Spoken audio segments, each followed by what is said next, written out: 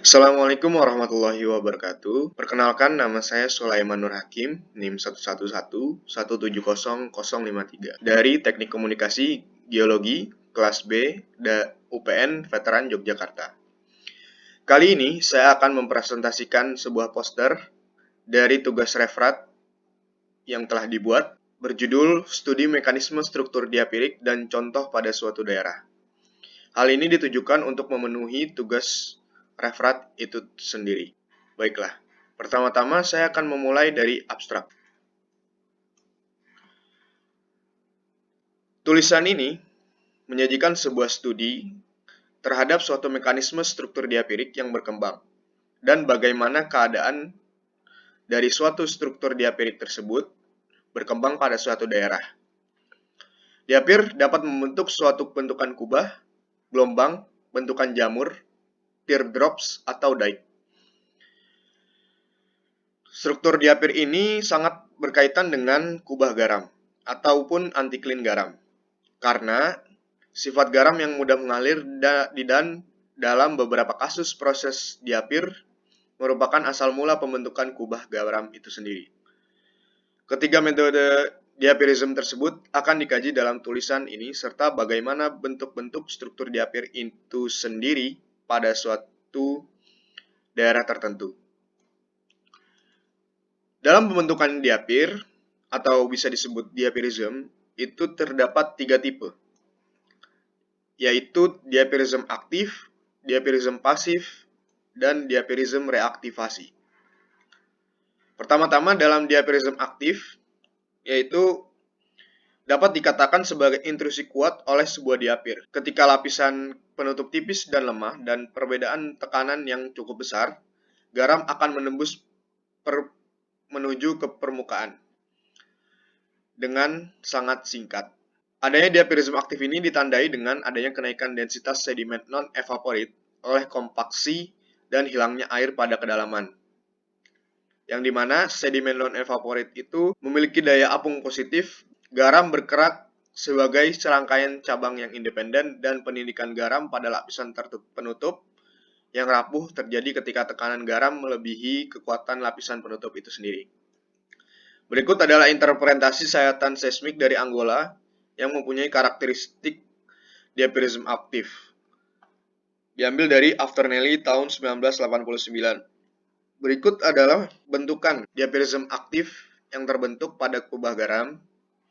Dia menembus lapisan penutup pada saat densitas sedimen non-evaporate itu menaik, sehingga akan terjadi perbedaan tekanan yang cukup besar dan garam itu mengalir ke atas. Kemudian terdapat diapirisme pasif. Diapirisme pasif ini merupakan kelanjutan dari diapirisme aktif itu sendiri, yaitu di mana setelah garam menembus ke permukaan, garam akan terus tumbuh ketika sedimen di sekitarnya terus meredah sampai sumber garam habis. Yang dimana diapir tersebut cenderung memulai di persimpangan antara punggungan. Pertumbuhannya digerakkan oleh garam di sepanjang sistem punggungan, berlanjut sampai pasukan garam habis. Hal ini disebabkan oleh kekuatan tanah yang relatif tinggi atau adanya lapisan sedimen yang saling bertautan dalam unit garam yang meningkatkan kepadatan dan kekuatan. Geometri bentukan dari diapirisme pasif tersebut dikontrol oleh adanya laju sedimentasi, laju aliran garam, dan suplai garam. Berikut adalah geometri bentukan diapirisme pasif yang ditemukan oleh kenaikan diapirik ke laju sedimentasi. Diapirisme pasif ini sangat ditentukan oleh adanya kecepatan material sedimen di sekitarnya. Karena apabila laju sedimentasi tinggi, kubah garam itu sendiri tidak akan terbentuk. Dan apabila pasokan garam tersebut tidak cukup dan material sedimen itu lebih tinggi, maka kubah garam itu sendiri akan tertutup dan tidak terbentuk. Kemudian ada diapirisme reaktivasi. Reaktivasi atau yang disebut dengan pengaktifan ulang itu di mana dia lapisan garam yang terkubur oleh lapisan atasnya dengan ketebalan konstan dan kepadatan yang lebih besar tidak akan membentuk diapir sampai kekuatan eksternal diterapkan. Jadi diapirism reaktivasi ini dia itu merupakan pengaktifan kembali dari diapirism yang sudah berhenti. Bisa diakibatkan oleh beberapa faktor. Kebanyakan diapir terbentuk selama masa ekstensional. Namun untuk masa kontraksional, diapir yang terbentuk cenderung memiliki lapisan penutup yang memendek, tipis dengan melipat, mengangkat, faulting, dan mengikis yang memungkinkan garam menerobos dan tumbuh. Berikut adalah model blok diapirism reaktivasi versi ekstensional dari Jackson et al. Tahun 94. Ketika reaktivasi tersebut terjadi, dia dimulai dengan adanya regional extension dan membentuk stair-step faulting above a buried wall. Itu dimana dia membentuk faulting atau patahan yang berbentuk seperti anak tangga di sekitar overburden lapisan penutup dari diapirism itu sendiri. Selanjutnya yaitu contoh diapirism di Delta Niger. Berikut adalah gambar interpretasi struktur dari 3 buah penampang seismik yang telah dilakukan di Delta Niger. Menurut Stoneley, struktur yang berada di bawah area offshore Delta Niger dapat diinterpretasikan sebagai hasil pergerakan garam pada kedalaman. Sehingga dari interpretasi ini disebutkan bahwa ketebalan sedimen ini memiliki 4 km tebal, mempunyai kenaikan yang lebih rendah, merupakan pengendapan sejak masa pratersier.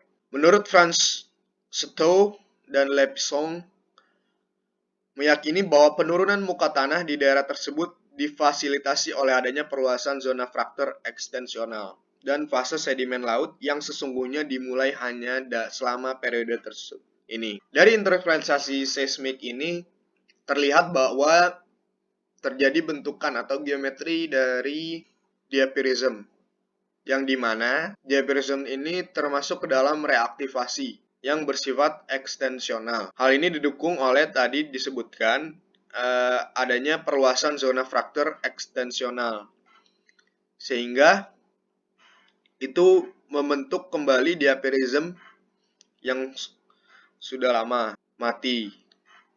Terlihat bahwa diapirism di Delta Niger ini memiliki ketebalan yang cukup tebal. Selanjutnya itu kesimpulan. Kesimpulan dari poster ini yaitu mekanisme pembentukan struktur diapir dapat terjadi melalui 3 cara, yaitu diapirism aktif, pasif, dan reaktivasi. Ketiga mode tersebut memiliki geometri bentukan yang khas, serta mempunyai faktor pengontrol yang beda. Namun, pada contoh kasus struktur diapirik yang diidentifikasi di Delta Niger, ditandai dengan ketebalan sedimen yang cukup besar, sekitar 4 km. Hal tersebut dikarenakan adanya penurunan muka tanah yang disebabkan oleh adanya perluasan zona fraktur ekstensional, dan meyakini bahwa terdapat struktur diapirik yang muncul pada daerah Delta Niger tersebut. Sebelum diakhiri, saya memakai daftar pustaka, yaitu Schultz, Ella, dan kawan-kawan tahun 93, Mechanics of Active Salt Diapirism dalam Tektonofisik 228 tahun 93, halaman 275 sampai 312, Amsterdam, Elsevier.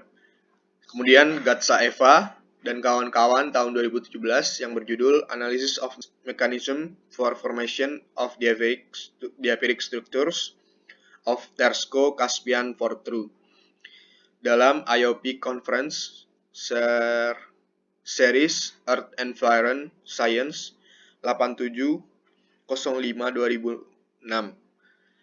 Kemudian Marcel Jean R dan kawan-kawan tahun 1973, Diapiric Structure of Niger Delta on the APG Bulletin versi 57 nomor 9 halaman 1672 sampai 1678. Sekian presentasi poster kali ini, kurang lebihnya mohon dimaafkan. Billahi taufiq wal hidayah. Wassalamualaikum warahmatullahi wabarakatuh.